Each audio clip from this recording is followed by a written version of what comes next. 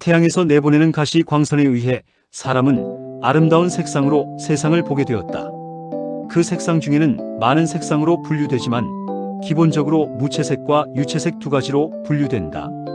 무채색은 색깔이 없다는 것이고 유채색은 색깔을 지니고 있다는 것이다. 우리가 색깔이 아름답다고 느껴지는 색상이 모두 유채색인 것이다. 그렇다면 색이 없다는 무채색은 어떤 것일까?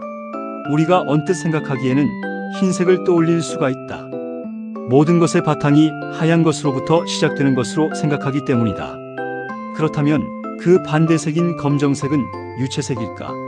검정색과 하얀색 중에서 어떤 색이 무채색일까? 많은 사람들은 하얀색을 무채색으로 생각한다. 그러나 흰색은 색깔을 지니고 있는 유채색으로 분류되며 검정색이 색깔이 없는 무채색으로 분류된다. 왜냐하면 이 세상은 어두움에서부터 시작되었기 때문이다. 이 세상의 기본은 암흑에서부터 시작되었다. 빛이 들어옴으로 인해서 모든 가시적 창조 활동이 시작된 것이다.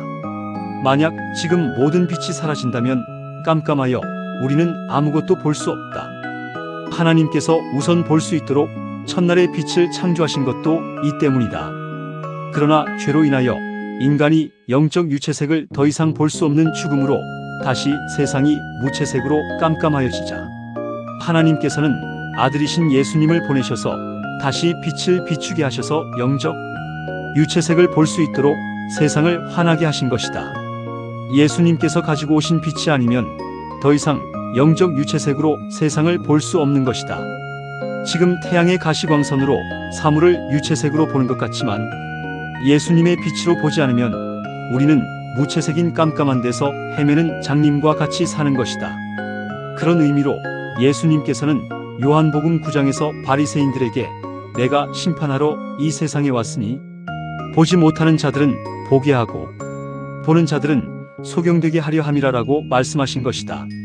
그런데 어두움의 세력은 예수님의 빛을 받아들이지 않은 사람은 물론이고 그 빛을 받아들인 사람들까지도 깜깜한 어두움으로 끌어들여 같은 장님이 되게 하려고 애쓰고 있다.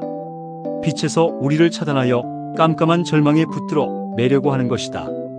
우리의 마음을 자꾸 걱정과 근심의 어둠 속에 그늘진 곳으로 가두어 놓아 영원한 생명의 진리를 볼 수 없도록 하는 것이다.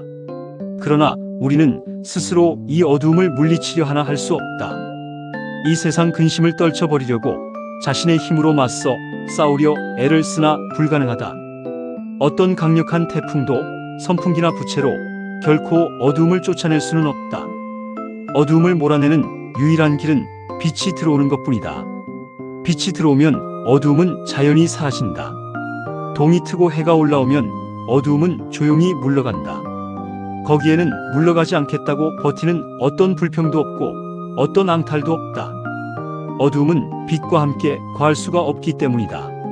어두움에 가두어졌던 맹인도 중풍병자도 문둥병자도 빛이 들어오니 그들의 어두움이 다 사라진 것이다. 나사로가 빛이 없으셨을 때는 병이 들어 어두움이 죽음의 덮개로 덮어버리려 했지만 빛이 오셔서 다시 사는 생명의 부활로 죽음의 어두운 덮개를 날려버리셨다.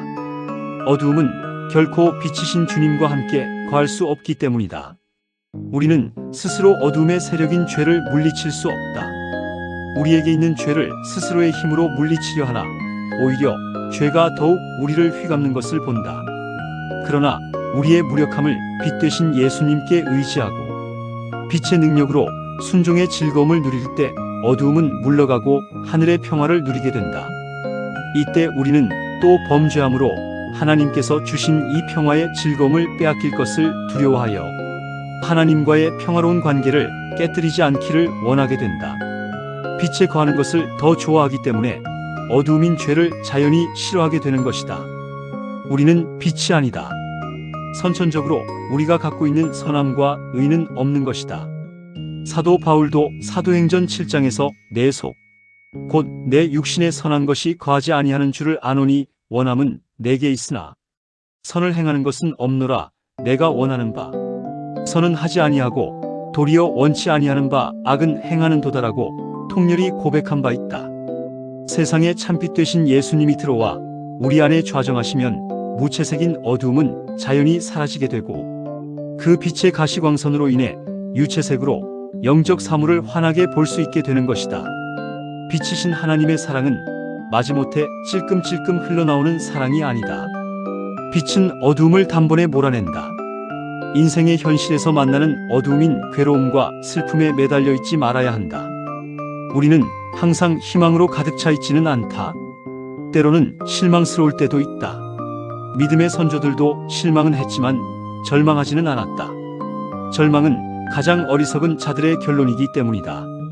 하나님의 구원하시겠다고 하시는 약속의 말씀과 그분께서 베푸시는 빛이신 사랑과 자비에 더욱 신뢰를 갖고 기도에 매달리면 무한하신 하나님의 사랑의 능력이 우리를 감싸 어두움의 그것들은 마음과 현실에서 작아지거나 없어지게 할 것이다.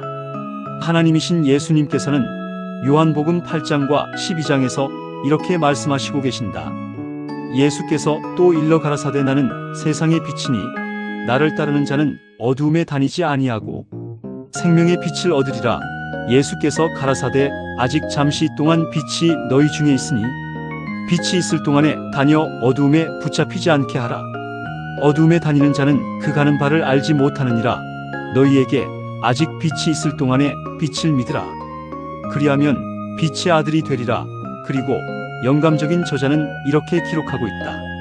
나는 하나님의 백성들이 너무 지나치게 구름 아래 거하는 것을 보았다. 하나님의 백성들이 불신 가운데 거하는 것은 하나님의 뜻이 아니다. 예수님께서는 빛이시며 그분 안에는 어두움이 전혀 없다. 그분의 자녀들은 빛의 자녀들이다. 그들은 그분의 형상으로 새롭게 되며 어두움에서 나와 그분의 기이한 빛에 들어가도록 부르심을 입었다. 그분은 세상의 빛이시며 그분을 따르는 자들은 역시 그러하다. 그들은 어둠 가운데 거할 것이 아니라 생명의 빛을 지녀야 한다. 하나님의 백성들이 그리스도를 닮기 위하여 더욱 열심히 애쓸수록 사단의 더욱 집요한 추적을 받을 것이다. 그러나 그들은 그리스도와 밀접하게 연결되어 있으므로 그리스도로부터 그들을 떼어내고자 애쓰는 간교한 원수의 노력을 저항할 수 있는 능력을 받는다.